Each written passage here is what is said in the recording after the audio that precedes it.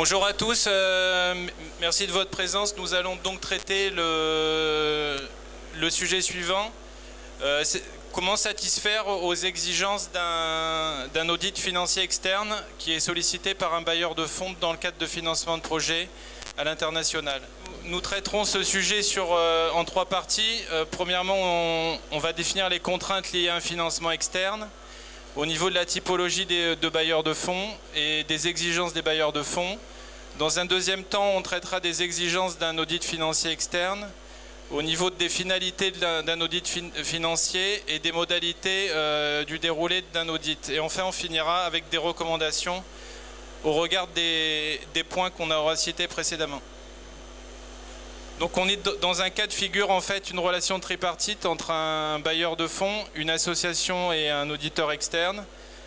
Nous avons un contrat de financement qui lie un bailleur de fonds et une association. Et généralement, le contrat de financement prévoit qu'un audit financier doit être fait in fine pour attester que les fonds octroyés ont bien été utilisés conformément au contrat de financement.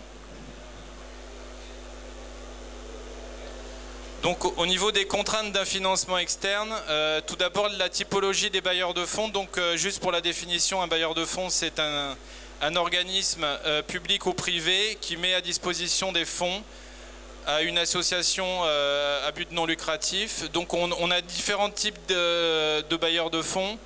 Donc au niveau de leur origine, que ce soit privé, public, au niveau aussi des degrés d'expérience et d'exigence de ces bailleurs, au niveau de la nature des projets qu'ils financent, et enfin, en fonction que les fonds soient dédiés ou non aux projets financés.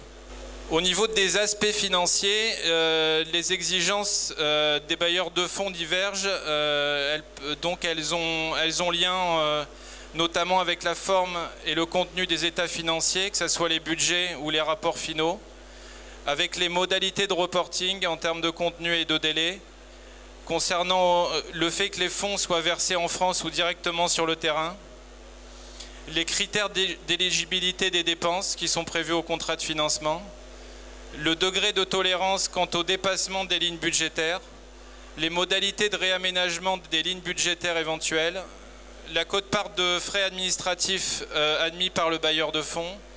On peut aussi avoir des conditions concernant les modalités de conversion des devises. Et on peut se voir imposer l'utilisation de comptes bancaires dédiés au projet sur le terrain. Les bailleurs de fonds ont également des exigences en termes de système d'information, notamment au niveau de la traçabilité de l'utilisation des fonds, au niveau des systèmes comptables utilisés, notamment certains bailleurs de fonds prévoient des systèmes à double entrée. Au niveau des systèmes de contrôle interne, l'exigence de procédures internes formalisées, notamment au niveau des achats, des ressources humaines ou de la trésorerie. Les bailleurs de fonds imposent pour certains d'entre eux et de plus en plus qu'un audit externe soit effectué en milieu et en fin de projet. Et également, certains bailleurs de fonds, essentiellement les bailleurs institutionnels, prévoient même les modalités de réalisation de l'audit externe. Donc, qu'est-ce qu'un audit externe? En fait, la principale finalité, c'est d'attester que les fonds qui sont octroyés à l'association sont bien utilisés conformément aux termes du contrat de financement. Donc, à deux niveaux, au niveau déjà des modalités d'utilisation des fonds et dans certains cas, au niveau des diligences d'audit qui sont prévues éventuellement par le bailleur de fonds. Dans le cadre d'un audit externe, on va contrôler plusieurs aspects. On va contrôler notamment le contenu et la conformité du rapport financier. On va contrôler les opérations financières dans le détail, à la fois les dépenses et les recettes. On va s'intéresser au système d'information et au système de contrôle interne. Donc, les contrôles opérés qui portent sur les opérations financières sont assez nombreux. Ils divergent une fois de plus selon le bailleur de fonds, qui peut être plus ou moins exigeant. J'ai cité là quelques exemples typiques qui retracent les principales diligences d'audit. Donc on est amené à identifier la traçabilité des dépenses qui sont portées dans le rapport financier. On est amené à contrôler les modalités de conversion des devises, contrôler l'exhaustivité des recettes qui sont portées sur le rapport financier, financement externe, produits d'intérêt sur placement de fonds reçus notamment. On va être amené à contrôler l'éligibilité des dépenses quant à leur nature, à leur affectation analytique, quant aux services rendus, quant au paiement, quant au lien avec le projet et quant au prix payé. Donc concernant la nature, on va s'intéresser aux cas d'exclusion qui sont éventuellement prévus au contrat de financement. Concernant l'affectation analytique, on va vérifier que l'affectation des lignes de dépenses sont bien en conformité avec les lignes de financement. Au niveau du service rendu, on va s'assurer qu'on a des preuves du service ou de la livraison effectuée, existence de bons de livraison, de boarding pass notamment au niveau des vols en avion. On va s'assurer que le paiement a bien été réalisé par le rapprochement et le contrôle des relevés bancaires notamment et des justificatifs de caisse. On va s'assurer qu'il y a un vrai lien direct avec le projet, qu'il n'y ait pas de dépenses injustifiées ou somptuaires et que le prix payé soit juste, notamment à travers des appels d'offres ou un suivi des fournisseurs.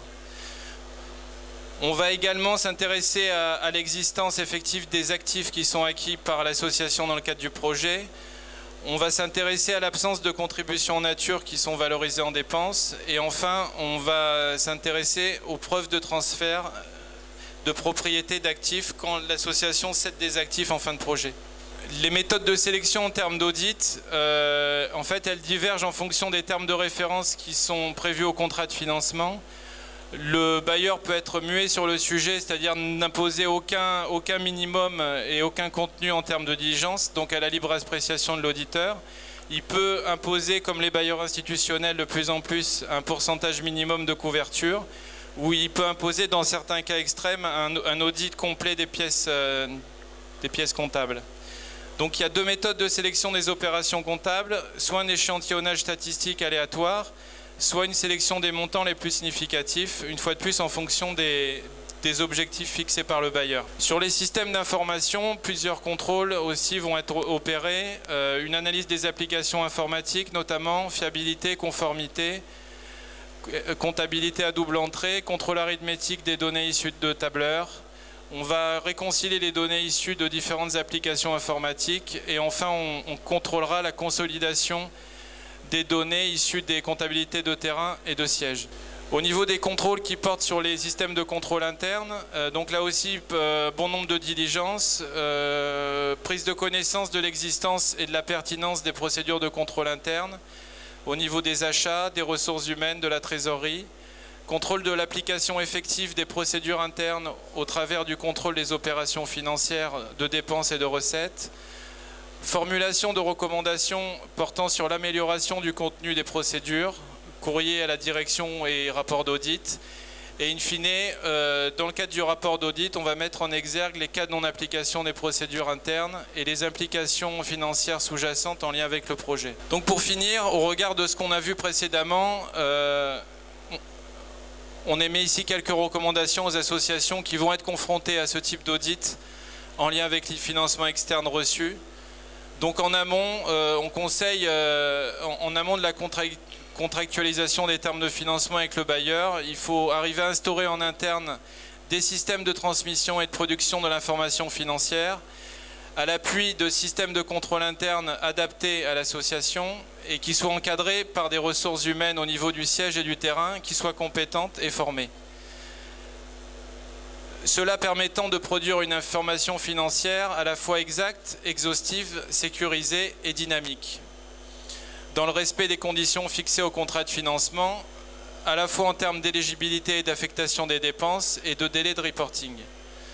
Ceci préviendra à terme de prévenir des situations complexes auxquelles l'association pourrait être confrontée par le futur, en termes de cas de multidevises, multi-pays, multi-projets ou multi-bailleurs. Merci de votre attention.